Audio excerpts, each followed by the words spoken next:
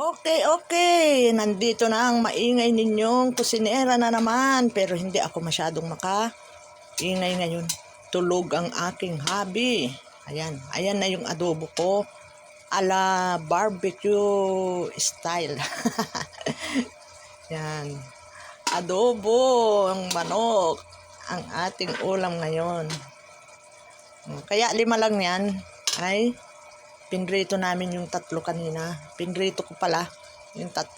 Ako lang palang prito. Mali-mali talaga. Oh. Ayan ang aking adobo.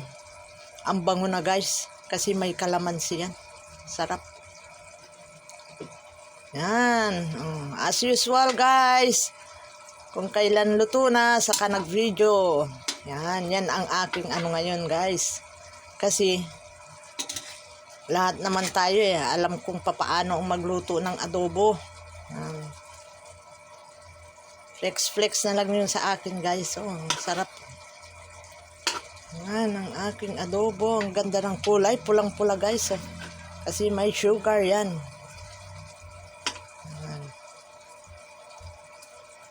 O, diba guys? Oh. Yan ang aking adobo. Adobong manok na ala barbecue style ang timpla. Yan. At saka yung lasa, barbecue. Yan ay patutuyuin ko guys.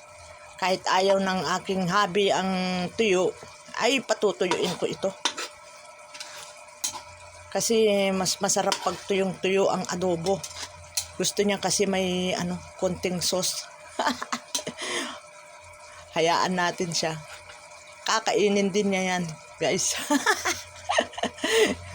Hindi niya maririnig tulog yan. Yan.